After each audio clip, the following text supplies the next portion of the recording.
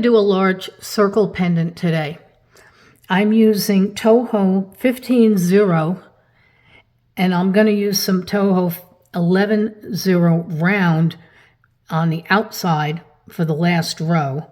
And then for the remainder of for the color part of the pendant, we're going to use Miyuki 11-0 and Iris Royal Purple. So we start by putting on a stop bit. I'm using 6-pound fire line with a 12-0 needle. We want to put on the stop bit. I've pulled out about 2 arm lengths of, a little bit more, of fire line. I may have to add thread towards the end, but I don't like to work with anything longer than the 2 arm lengths, because the thread then starts to get worn and twisted. All right, we start by adding 66 of these 15-0 beads. So I'm going to have to count 66 of these beads. And when I've done so, I'll come back and we're going to double count just to make sure we've got the 66, because you don't want to come up short after you've gone all the way around the second row. Now that I've got the beads on the thread, and I'm going to count off and show you the way I like to count just to double check. I go by 3s. It's very easy to see 3 and pull 3 off. So it's 3, 6, 9, 12, 15, 18, 21, 24, 27, and 30. And I'll start again. It'll be 3, 6, 9, 12, 15, 18, 21, 24, 27, 30. And now I need 6. 3, 6, 66. We're going to take our beads now, and we're going to come around and make a circle. So you want to go in where the stop bead is, and I'm going to go pass through 2 beads.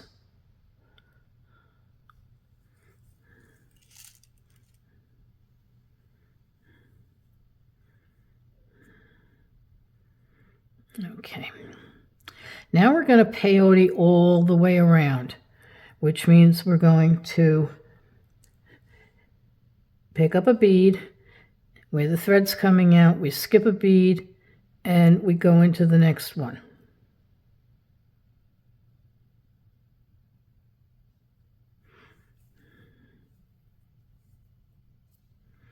And we're going to do another one. So we'll pick up a bead.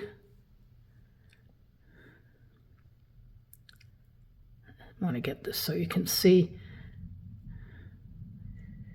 And we'll skip one and go into the next one.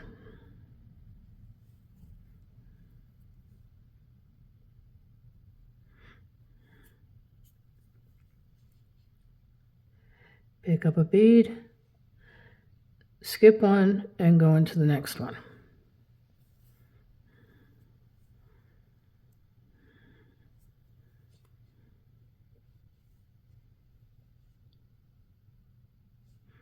So as you're doing this, I just want to get 4 of them in here, because I wanted to show, as you're doing this, it should look like this. Now sometimes they don't go in straight, so you can kind of push them, but you want to get the pattern that looks like this. So you'll have 1, 2, 1, 2, 1, 2, 1, 2.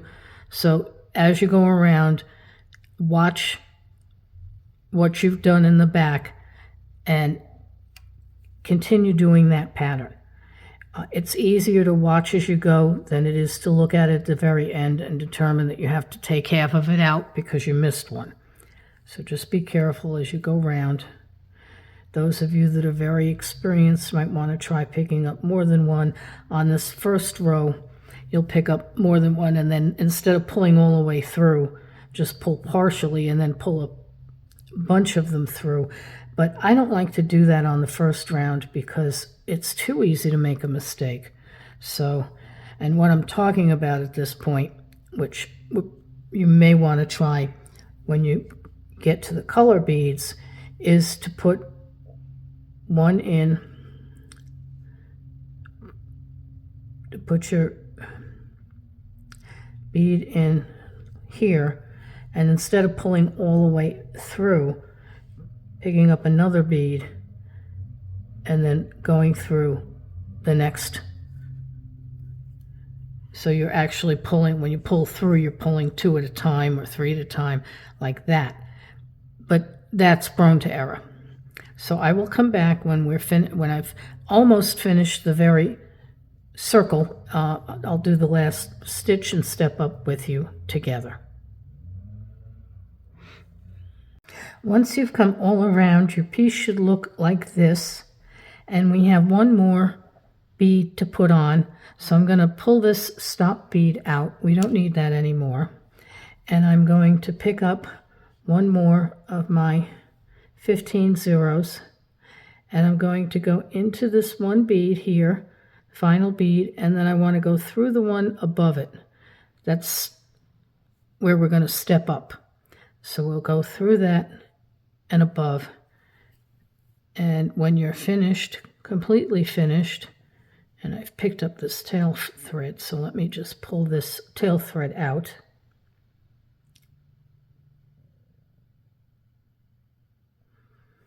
Okay.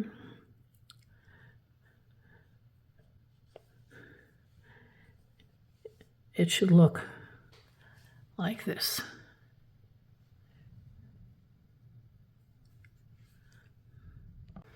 Now, once we've completed that row, we don't need our silver beads anymore. So I put them away and I've replaced them with the blue beads. These are the 11-0 blue iris.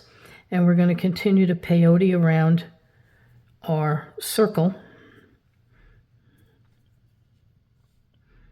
And this will be row number 3.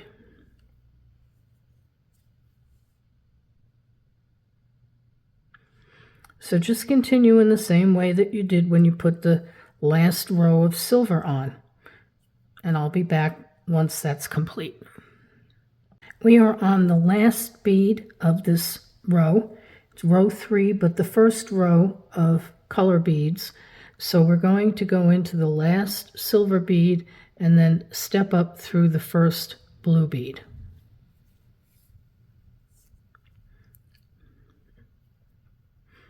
Now, I'm going to show you something you might want to try, but you have to be careful when you do this. I find it makes the row go a little faster. So we're going to do another row, do row 4.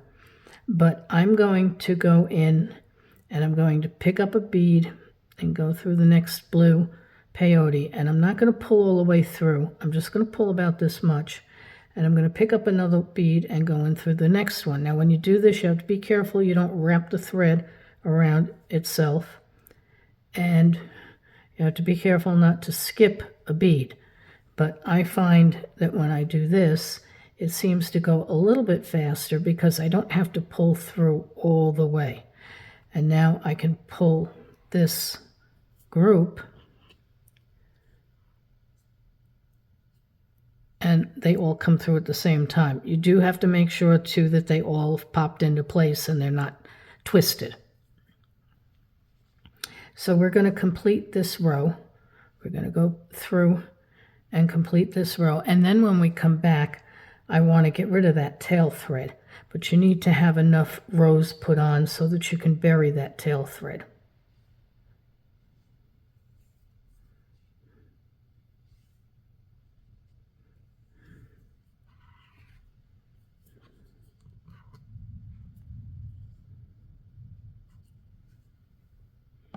We've come to the last bead on this row, row 4. So we're going to go through the blue bead and then up through the one above it to step up and pull that through.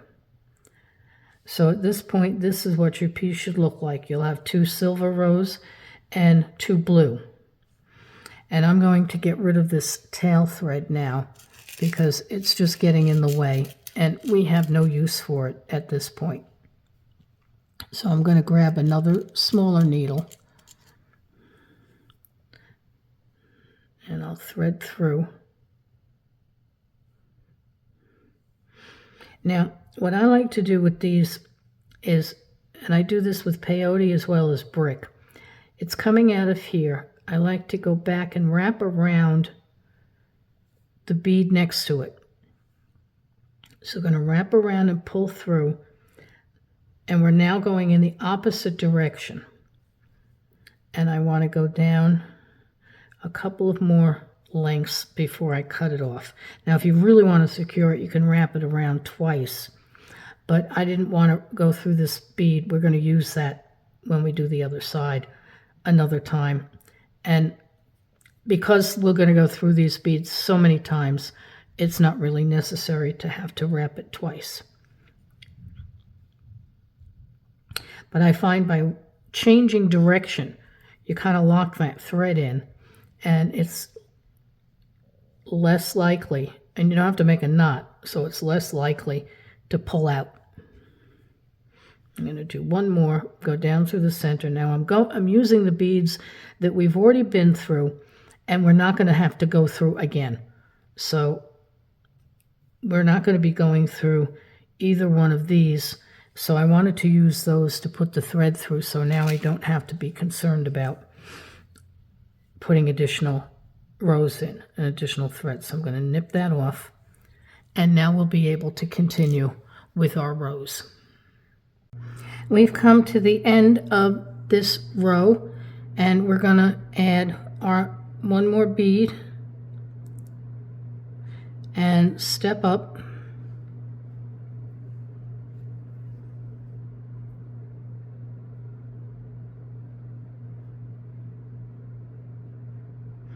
And we want to add another row. So we're going to go around one more time. This is the final bead of row 2, and we're going to add 3 more rows. So you're going to be adding row 3, 4, and 5. We go through the silver, and then we step up through the blue.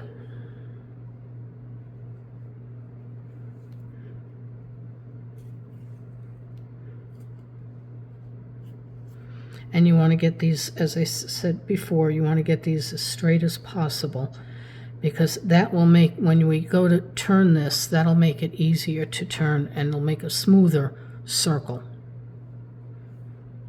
So do 3 more rows. Once you've added your additional rows, your piece should look like this, and you'll have 2 blue on each side, so you can see that they're evenly matched. And what we're going to do is we're going to pull this up. Now, we can't connect it because we need another row in order to have the beads set properly. Because when you pull this up, you have one bead matching the other right across. So what we want to do is we want to add another row, and we're going to add another row of silver. So I can get these blue out of the way, and this is where I'm going to use my Toho 11 round beads. And the reason I like the Toho 11 round beads is they're slightly larger than the blue Mayukis, so they're going to pop up a little bit. So we went up through, we stepped up, did our last bead and stepped up, so we're going to add 1 row.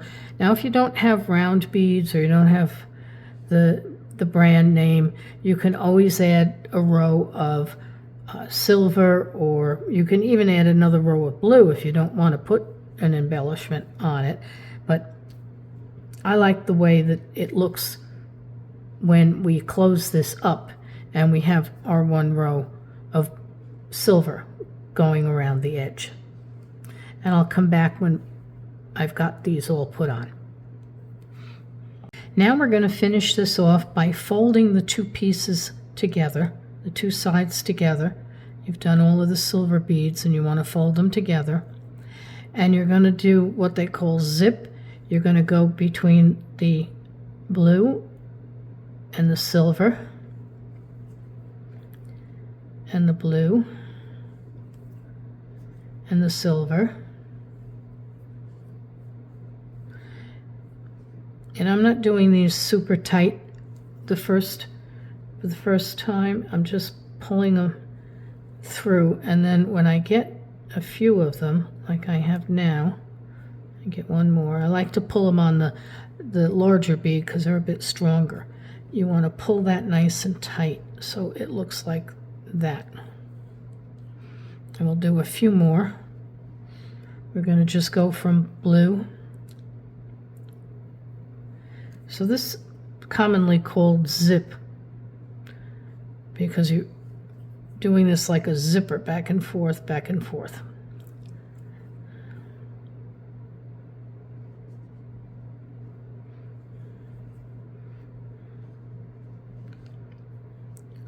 And sometimes you have to,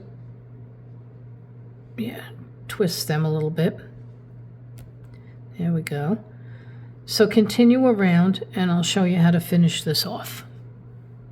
Now once you get to the end, you're going to want to go through a couple of beads a second time. So you're just going over. You don't need to go through many, but you want to have a little, just a little bit of overlap. You'll know you hit that point when you have a hard time getting through the blue ones because they'll want to go through more than one bead. All right. Oops. We'll go through the silver.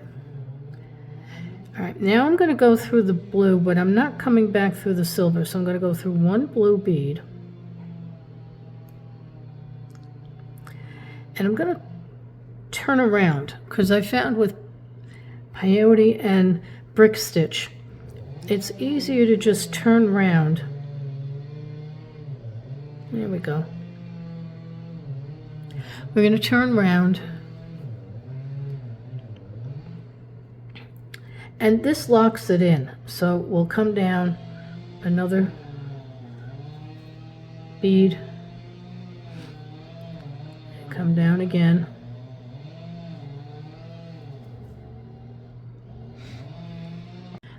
All right, for those of you with really good hearing, the reason I stopped is because the lawn guy decided he was going to start cutting the lawn in the bushes outside. And I can hear it. Oh, there he goes again. I can hear it in the background, and I'm not going to redo the video. So we're going to go through one more blue bead, and I'm going to pull it through. And I'm going to now cut the thread. So we've completed our circle, and what I want to do next is I want to make a bale for it so that you can hang it from a necklace, make it a pendant. So the next video I'm going to do is going to show you how to make the bale. If you enjoyed this one, please like and subscribe.